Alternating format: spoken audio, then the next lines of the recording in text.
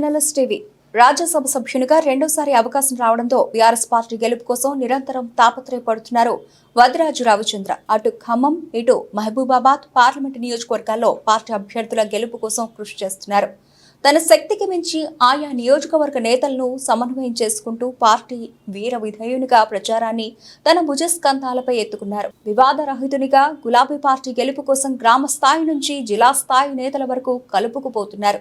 కొన్ని నియోజకవర్గాల్లో తాజా మాజీ ఎమ్మెల్యేలు సహకరించకపోయినా క్యాడర్లో జోష్ నింపే ప్రయత్నం చేస్తున్నారు.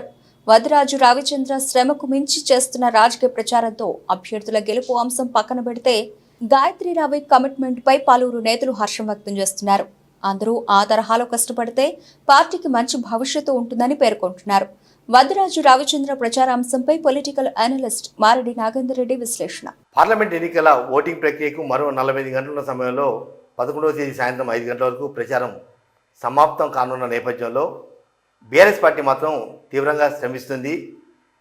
గౌరవప్రదమైన సీటు సాధించాలనే ఒక కృతనిశ్చయంతో మాత్రం ముందుకెళ్తుంది. కొన్ని నియోజకవర్గాల్లో నామమాత్రంగా కొనసాగుతుండగా ఖమ్మంతో పాటు మహబూబాబాద్ పార్లమెంట్ నియోజకవర్గాల్లో మాత్రం గెలుపు కోసం తీవ్రంగా ప్రయత్నం చేస్తున్న నేత ఎవరైనా ఉన్నారంటే వద్దిరాజు రవిచంద్ర. గాయత్రి రవిగా గ్రానైట్ వ్యాపారిగా రాష్ట్రంలో సుపరిచితమైన వద్దిరాజు రవిచంద్ర మాత్రం అటు మహబూబాబాదు ఇటు ఖమ్మం పార్లమెంటు అభ్యర్థులను గెలిపించే అవకాశాన్ని మాత్రం ఎక్కడ కూడా వదులుకునే పరిస్థితులు లేడు. నిత్యం ఆ జిల్లా లేదా ఈ జిల్లాలో విస్తృత ప్రచారం కొనసాగిస్తున్నాడు.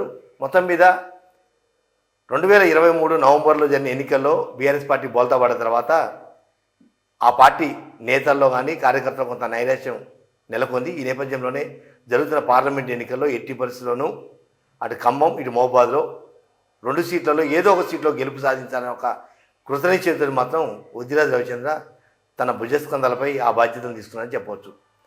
అసెంబ్లీ ఎన్నికల్లో కానీ పార్లమెంట్ ఎన్నికల్లో కానీ ఇతరత్ర ఎక్కడ కానీ చేతి చమురు వదులుకుంటూ డబ్బులకంటూ వెనకాడకుండా కార్యకర్తలను కార్యోన్ముఖులు చేయడంలో కానీ నాయకుల్ని కొంత సంధి ప్రయత్నం చేయడంలో కానీ వద్దిరాజు రవిచంద్ర కొంచెం సక్సెస్ అయ్యాడు. వివాదరహితుడిగా గత దశాబ్దాల నుంచి వివిధ రాజకీయ పార్టీలో ఉన్న తాజాగా రాజ్యసభ సభ్యుడిగా రెండోసారి రెన్యువల్ అయిన తర్వాత ఆ పార్టీలో పూర్తిగా మిళితమైనని చెప్పవచ్చు. ఓవైపు కేసీఆర్ కేటీఆర్ ఆదేశాలను పాటిస్తూనే ఓడిపోయిన తాజా ఎమ్మెల్యేని తన వైపు తిప్పుకుంటూ వాళ్ళందరినీ ఏకతాటిపై నిలిపేందుకు మాత్రం ప్రయత్నం చేస్తున్నారు. ఖమ్మం పార్లమెంట్ బరిలో నిలిచిన నామా నాగేశ్వరరావు, అటు మహబూబాబాద్ పార్లమెంట్ బరిలో నిలిచిన మాలోతు కవితని గెలిపించాలని ఒక నిశ్చయంతో నిత్యం ప్రచారంలో నిమగ్నమై ఉన్నారు. మొత్తం మీద వద్దిరాజు రవిచంద్ర ఆశయాలు నెరవేరుతాయో లేవో కానీ ప్రస్తుతానికి 2 జిల్లాలలో బీఆర్ఎస్ పార్టీ కోసం కష్టపడుతున్న నేతలు ఎవరైనా ఉన్నారంటే దాంట్లో వద్దిరాజు రవిచంద్రనే ముందుంటారని చెప్పవచ్చు.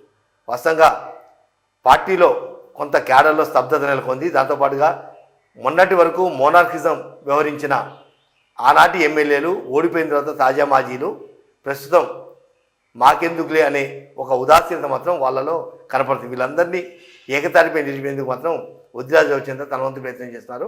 ఆ ప్రయత్నం ఏ రకంగా సఫలమవుతుందా విఫలమవుతుందా అనేది జూన్ ఫలితాల్లో తేలనుంది.